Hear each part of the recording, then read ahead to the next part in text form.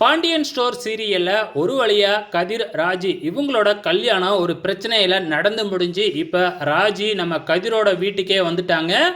இருந்தாலும் ராஜி எதுவுமே செய்யாமல் அப்படியே அமைதியாகவே இருந்துக்கிட்டு இருக்காங்க. உண்மை என்ன நடந்தது அப்படின்னு சொல்ல முடியாமல் இப்படி ஒரு கல்யாணத்தை பண்ணிக்கிட்டு, பிடிக்காத கல்யாணத்தை பண்ணிக்கிட்டு பயங்கரமாக வருத்தப்பட்டுக்கிட்டு இருக்கிறாங்க ரெண்டு பேருமே, கதிர் ராஜி இவங்க ரெண்டு பேருமே. இருந்தாலும் ரெண்டு பேர் வீட்லேயும் கொஞ்சம் கொஞ்சம் டவுட் இருந்துக்கிட்டு தான் இருக்குது. ராஜி எப்படி கதிரை லவ் பண்ணா, கதிர் எப்படி ராஜியை லவ் பண்ணா அப்படிங்கிற டவுட் இருந்துக்கிட்டே தான் இருக்குது.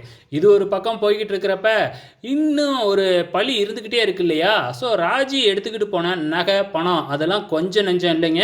அதை அவ்வளோ சீக்கிரமாக செலவும் பண்ண முடியாது.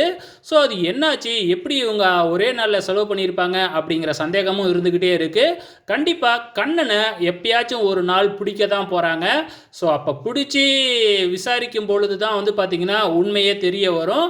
ஸோ அப்போ இவங்க ரெண்டு பேத்துக்கும் கல்யாணம் பண்ணி வச்சது கோமதி தான் அப்படிங்கிற உண்மை தெரிய வந்தது அப்படின்னா பாண்டியன் என்ன நினைக்க போகிறாரு? ஏற்கனவே தன்னோட ரெண்டு பசங்க தான் பார்த்திங்கன்னா சொல்லிக்காமல் கல்யாணம் பண்ணிக்கிட்டாங்க அப்படின்னு நினச்சிக்கிட்டு இருக்கிறாரு.